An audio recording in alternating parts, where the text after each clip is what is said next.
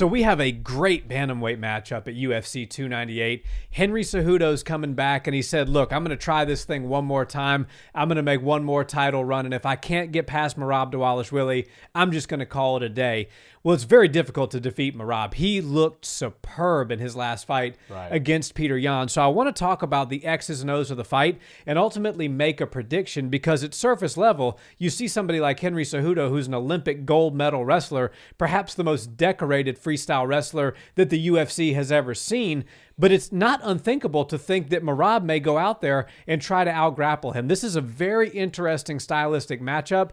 Ultimately want to make a prediction, but what are your initial thoughts? I love this fight, and I love what Henry Cejudo is doing in his approach to his return. When you talk about Henry Cejudo, you're talking about arguably one of the best combat sports athletes of all time. Yeah. There's no way he doesn't belong at that table. I understand there's people that can make cases for other fighters, but to have an Olympic gold medal and become a double champ in the UFC in two of the most stacked and skillful divisions that the UFC's ever had is very impressive. And I love that he's not trying to cherry pick an easy fight or a favorable fight, because he was a former champion and coming off a one win after a retirement could push him back in, with a good beef between him and Sugar Sean or something like that, could get him right back into title contention. No, he wants to be thrown into the deepest of the waters at 135. Merab Dvalishvili is basically the gatekeeper, and he put himself there as the gatekeeper for Aljamain Sterling, his teammate, and has been known as like the dark knight of the entire division for many years now. People knew Merab was going to be in title talks for a couple of years now, and now he's been sitting patiently waiting, and now it's pretty much his time. He's got a former champion on the docket with him, and I think Henry Cejudo is going to have his hands full with this. But if there's anybody that can rise to the occasion and jump right back into the mix in what I consider to be the most stacked division in the UFC currently, it's Henry Cejudo. It's one of the combat sports greats, and it's a guy who's able to find a way to win no matter what. Yeah, nobody thought Henry was going to win the Olympics when he was 21 years old. Right. He was not even in the discussion to win his division, and he's just a guy who finds a way to win. As you just said, I couldn't say it better myself. That's what he's always done his whole career. Even when he beat Mighty Mouse, nobody thought that was going to happen, but he did. He found a way to get his hand raised. Merab Dvalishvili is a whole different animal, and Henry Cejudo is pushing, 37. He's getting to that age now where things start to come unglued, especially for the lower weight classes. When you're talking 125, 135, if you're talking middleweight and up 37, you're still getting into the game, and you can compete all the way till 40, and you can be a champion, as Glover Teixeira proved to us not so long ago, after 40 as well. But that is not the case for the lower weight classes. And Merab is realizing that too, because he's 33 years old, and he's like, hey, I was the gatekeeper for my guy Aljamain. Aljamain's no longer the champion. He's also no longer in the division. So now it's my time. And Merab is coming into this fight. His nickname says it all. He's the machine. Yeah. When you look at his stats, he averages over a 15-minute fight between 6 and 7 secured takedowns, and he attempts between 19 and 20. So while the conventional wisdom is, of course, the guy that's the Olympic gold medal wrestler is going to be the better grappler in the fight, and he's going to be the one looking for more takedowns, Henry actually only averages 2 takedowns per fight, and he only attempts 6. He's a wrestler that fell in love with his striking, and for good reason. Henry's got great strike. He's almost like the way he fights now is sort of a karate stance. He kind of bounces back and forth. He's very light on his feet, and obviously he's going to use the takedown if he needs it, and he can get down just about anybody, including Merab Dvalishvili. I believe it's going to be a very compelling grappling matchup. And I think Henry's best chances to win this fight are actually on the feet, with some of his really good high kicks that he disguises, some good in and outs, some lateral movement and stuff like that. Merab is kind of meat and potatoes when it comes to striking, and his output and his grappling and his fierce ground and pound is what wins him most of his fights. And not to bury the lead, I am going to pick Merab to win this fight.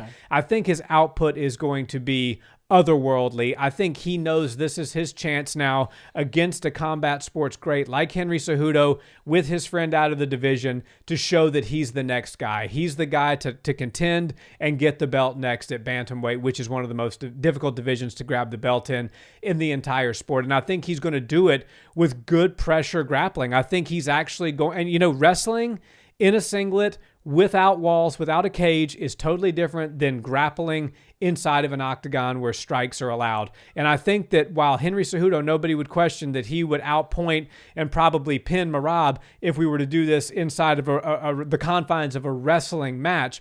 Merab, I think, actually has the grappling advantage in this fight. I think he's got the cardio advantage, and I think he's actually going to put a pace on Henry that Henry's not able to match. Yeah, wow, that's a great take. And I will say, on paper, you have to give the nod as far as grappling and wrestling goes, of course, to the triple champ, right, Henry Cejudo. But like you said, it's a different thing than wrestling in a singlet.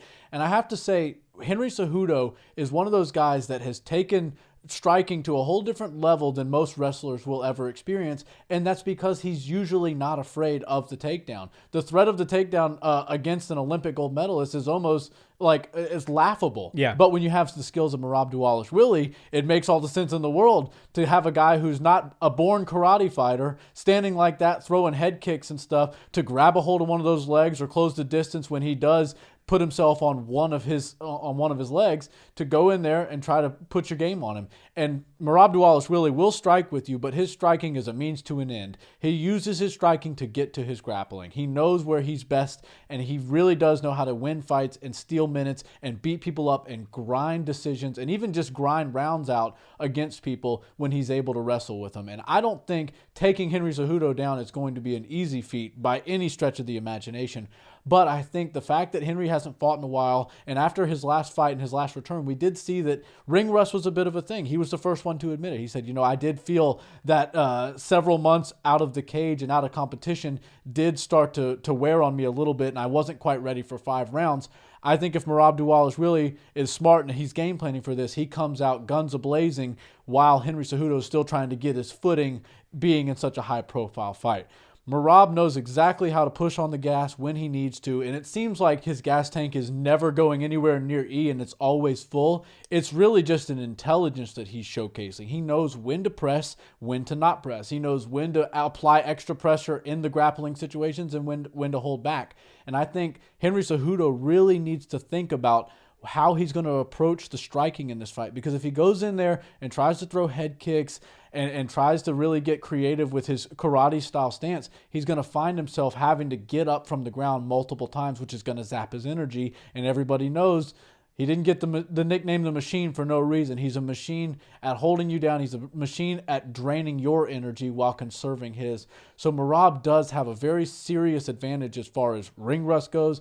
And I think that if he's able to get out there and push the pace early on Henry Cejudo, he could have Henry fighting from behind from the very first round. And the fact that this is a 3-round fight does make a major difference, because while Henry Cejudo said after the first couple rounds, I realized I was finally getting the rust off me in his last fight with Aljo, he looked better in the later rounds, but he didn't, he wasn't ready in the beginning. And I think Merab Dvalishvili not having to deal with round 4 and 5 is actually in favor, because he's able to go push the pace, and force Henry to fight from behind.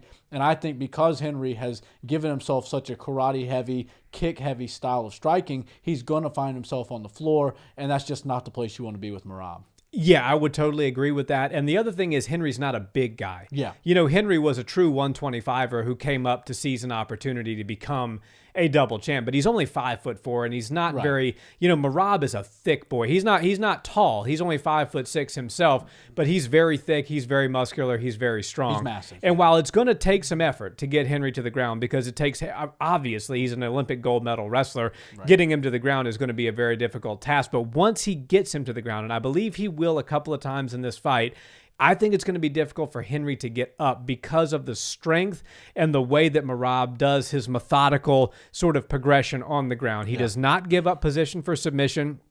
He sits very well in the half guard. He keeps pressure on his opponents. He rains down shots to stay active and win minutes, but more importantly than win minutes, to actually do damage and start to zap that gas tank and pull the energy from his opponent. And then couple that with the fact that he's got one of the best gas tanks in the UFC. If you have a drained opponent, then the end of the fight just looks really bad for you. I don't think he's going to get Henry out of there. I think this is going to be a 3-round decision, but I see Merab winning a minimum of 2 rounds. I think probably all 3.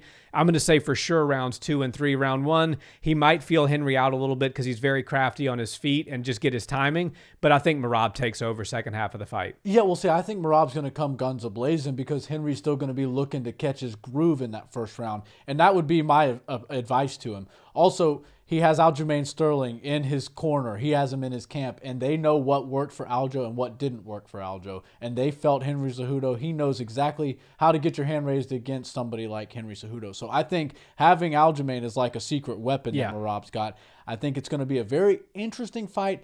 And while it does sound like I'm leaning towards Team Merab, and it seems like I don't really give Henry Cejudo as much of a chance as somebody who's gotten 2 belts in the UFC and a gold medal in the Olympics should have, something's telling me that Henry Cejudo, Captain Cringe, Triple C, is going to be able to come in, shock the world, and throw another wrench into the already confusing and stacked division of the 135 bantamweight division of the UFC. For some reason, I just am leaning towards Henry Cejudo. Something about the greatness that he possesses, the winning ability, just his sheer winner mentality that he has is what I think is going to be able to carry him over the line. I think Merab Dvalishvili is a durable guy. He's not going to go out there and finish Henry Cejudo with one big strike or anything. And I don't think Henry Cejudo isn't as buttoned up with his takedown defense and his grappling defense as some people might be assuming he is. He's very good on the ground with his offense. He's very good on the ground with his defense, and his reversals are next to none. I think Henry Cejudo is actually going to catch Merab Dvalishvili coming in either with a knee or an uppercut of some sort, and then he's going to be able to find his openings with his grappling, and then we're going to see a little bit of a grappling standoff. Ultimately, though, I see both of these guys being able to get back to their feet, and I think Merab has a little bit of a disadvantage when it comes to the striking. That's why I think this is going to be a 3-round fight. I think it's going to be back and forth, probably split decision, but I think Triple C, Henry Cejudo, gets his hand raised. No kidding. I can't wait to see. Let's go.